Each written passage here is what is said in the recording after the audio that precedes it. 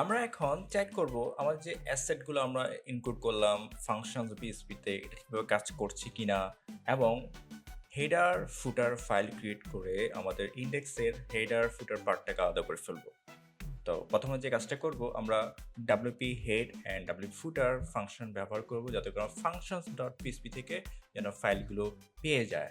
আমরা যে সিএসএস বা জেএস ফাইল ইনক্লুড করলাম সেই জন্য আমাদের এই টেমপ্লেটে যেন পেয়ে যায়।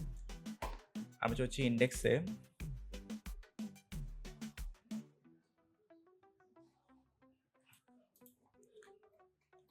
আমাদের এই ইন্ডেক্স না, আমাদের ফার্স্টে যে কাজটা করতে হবে পুরা ইন্ডেক্স ডট এসটিএমএল কোডটা কপি করতে হবে।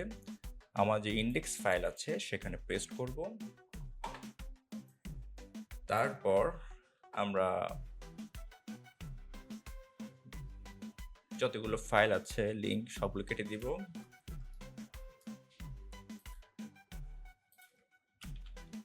আমাদের এই ফাইলগুলো যেন সরাসরি ফাংশনস অফ পিএইচপি যেন পায় সেজন্য আমরা ফাংশন ইউজ করব, সেটা হচ্ছে ডাব্লিউপি হেড ফাংশন। আর যেহেতু ট্যাগ আমরা ওয়ার্ডপ্রেস ড্যাশবোর্ড থেকে পাবে, এটাই আমরা এখানে রাখবো না।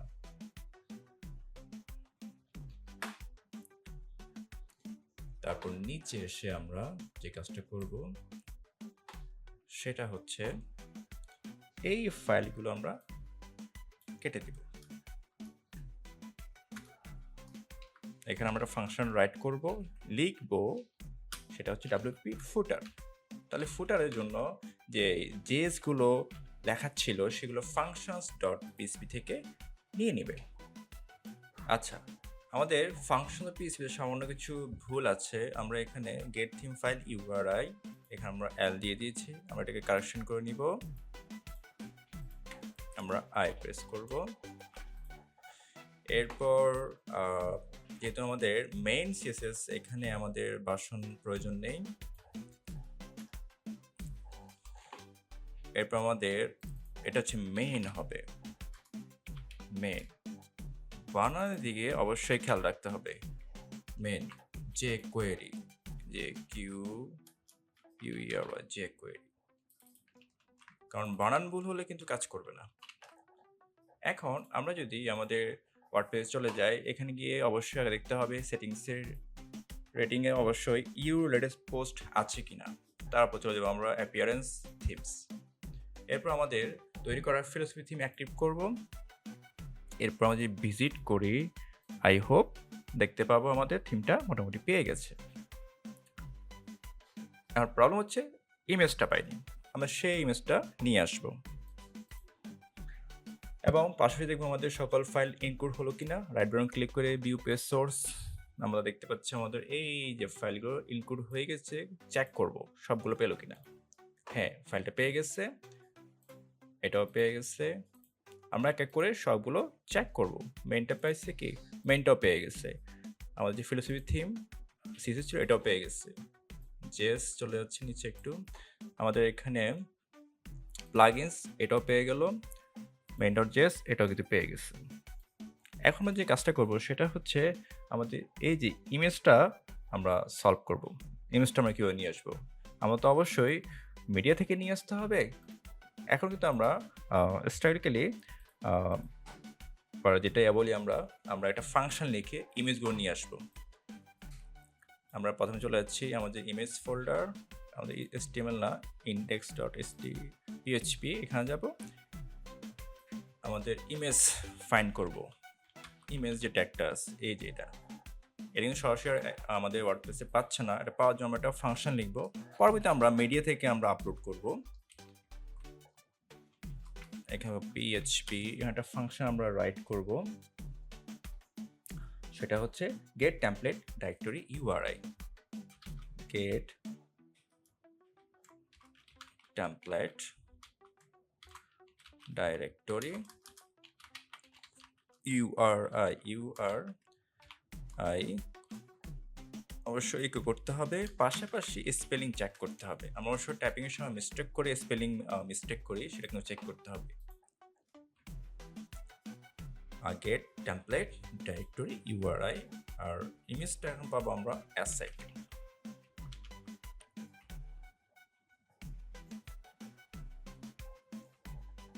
এখন আমরা যদি চেক করি দেখি কাজ করে কিনা, আমাদের প্রথম লোগোটা, হ্যাঁ অলরেডি লোগো কিন্তু পেয়ে গেছে। ওকে, আমরা এভাবে প্রত্যেকটা ইমেজে কিন্তু এই কোডটা বলে দিব অ্যাসেট পর্যন্ত।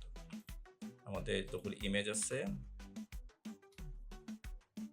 ইমেজ এখানে সেম কোডটা বলে দিব, কপি পেস্ট করব, এখানে সেম এখানে বলে দিচ্ছি আমরা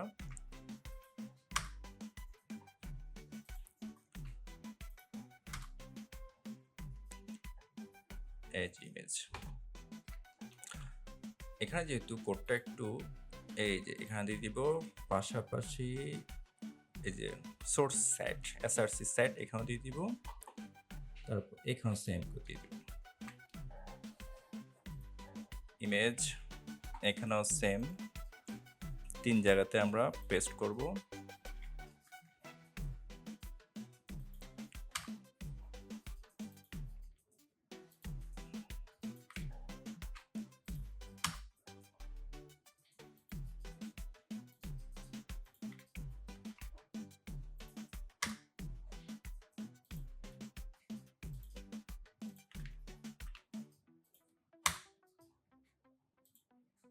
আমরা একটু সময় নিয়ে এই কোডটা লিখে দিচ্ছি।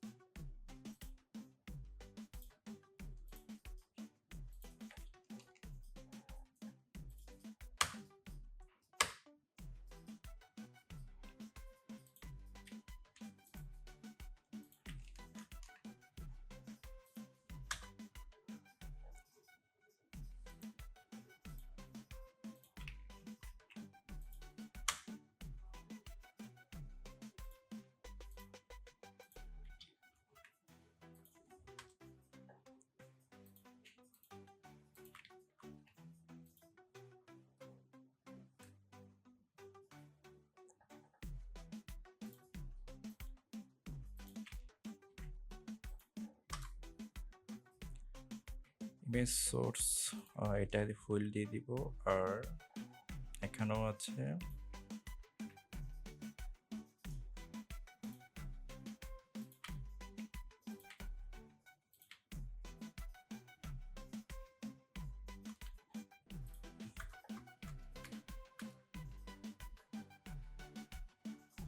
না, আর নেই।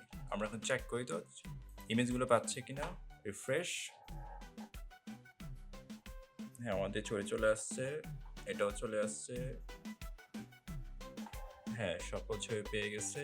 আমরা চেক করি তো এখানে 3টা ইমেজ এখনো পাইনি, আমরা চেক করি কেন পাচ্ছে না। আচ্ছা, এগুলো হচ্ছে আমাদের ব্যাকগ্রাউন্ডের ভিতরে, এই যে ব্যাকগ্রাউন্ড ইমেজ। এই ক্ষেত্রে আমরা যে কাজটা করবো, ব্যাকগ্রাউন্ড ইমেজে এই যে ইমেজের ভিতরে এই কোডটা রাইট করে দিব, সেম কোডটা এখানে রাইট করে দিব।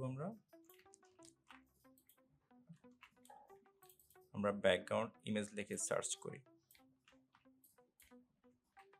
যতগুলোতে পাবো এই সেম কোডটা দিয়ে দিব আপাতত।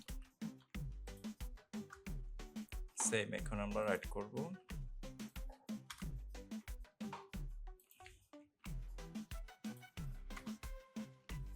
হ্যাঁ অলরেডি হয়ে গেল। আমরা এখন রিফ্রেশ করে দেখি, হ্যাঁ এখন কাজ করছে।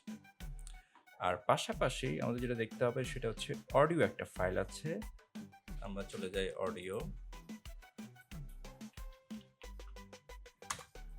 এই যে অডিও ইমেজ, এই যে আমাদের যে মিডিয়া আছে, আমাদের এখানে অ্যাসেট মিডিয়া, এই যে একটা মিডিয়া আছে, এটাও সেম কোড দিয়ে বলে দিব আমরা, অ্যাসেট ফোল্ডার আছে সোর্সে বলে দিতে হবে।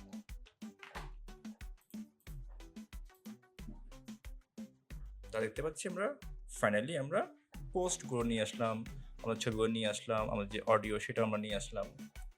ওকে, এখন আমরা যে কাজটা করবো লাস্ট, সেটা হচ্ছে আমরা হেডার আর ফুটার দুইটা আলাদা করবো। হেডার ফুটার নামে ফাইল ক্রিয়েট করবো, হেডার ফুটারকে আলাদা করে ফেলবো। আমরা আমাদের করে আসলাম header markup, header dot PHP আর একটা হচ্ছে footer dot PHP. Footer dot PHP আমরা চেক করবো হেডার কতটুকু আমাদের প্রয়োজন আমাদের পেজে। আমরা রাইট বাটন ক্লিক করে ইন্সপেক্ট করতে পারি, ইন্সপেক্ট করলাম। এখানে আমরা একটু ছোট করে দেখি, এই যে এটা পুরো দরকার, এটা হচ্ছে আমাদের পেজ হেডার পর্যন্ত আমাদের, এই যে পেজ হেডার এই পুরো সেকশন লাগবে।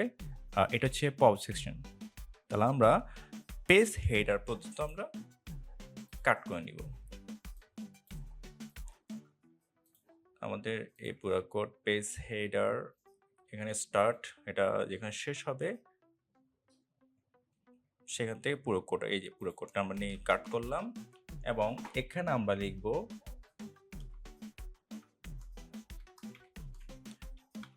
গেট হেডার, যাতে করে এই হেডার ফাইলটা যেন পেয়ে যায়। তারপর এখানে পেস্ট করে দিব, যেহেতু আমরা সবগুলো পেজেই সিমিলার। এবং আমরা দেখবো ফুটার পেজটা কোথায়, এই যে ফুটার পেজ আমি ইন্সপেক্ট করলাম, যে ফুটার পেজ পুরোটা দেখতে পেলাম এস ফুটার পর্যন্ত। আমরা এস ফুটার সবগুলো কাট করব। এস ফুটার আবার চেক করি, এস ফুটার এটা হচ্ছে এস ফুটার, কারণ প্রত্যেকটা পেজে কিন্তু সেম আমি দেখতে পাই। কারণ প্রত্যেক আমি যদি অন্য পেজে চলে যাই, যেখানে এসে দেখি যে আমার যে ভিডিও পোস্ট একই, আমাদের হেডার হলো একই, ফুটার সেম, প্রায় সিমিলারই। তাহলে আমরা এই এস ফুটার পর্যন্ত আমরা কাট করব।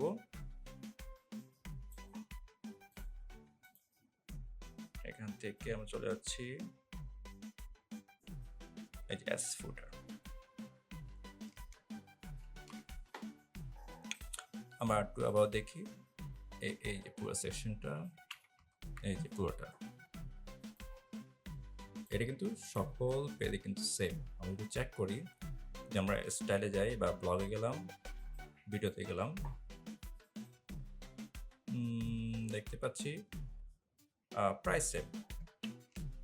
তাহলে আমরা এই পুরোটা যেহেতু একই, যেহেতু আবার পরিবর্তন করতে হবে না, সেক্ষেত্রে আমরা পুরো কোডটা নিয়ে নিব এবং সেটা ফুটায় দিয়ে দিব। এটা কোনটা আমরা চলে যাচ্ছি, হ্যাঁ, যে এক্সট্রা পর্যন্ত, এক্সট্রা। আমরা এই যে এক্সট্রা থেকে পুরো কোডটা কেটে নিব,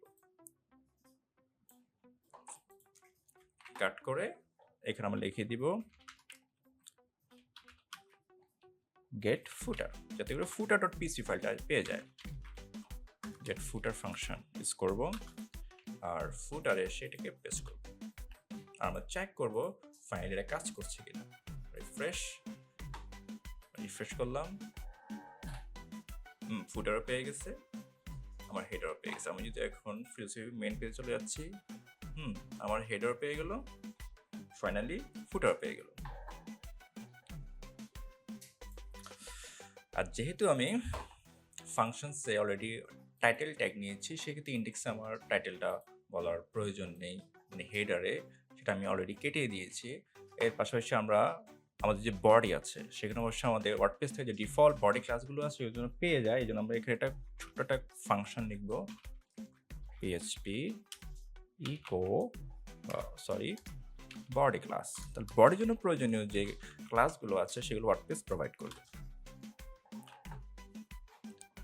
আমি যখন চলে যাচ্ছি রিফ্রেশ, এটা না, এই যে আমাদের পেজটা এখানে আর ভিউ পেজ সোর্স ক্লিক করে, তাহলে আমাদের যে বডি আছে সেখানে আমরা দেখতে পাচ্ছি এই যে ওয়ার্ডপ্রেসে কিছু ডিফল্ট ক্লাস পেয়ে গেছে।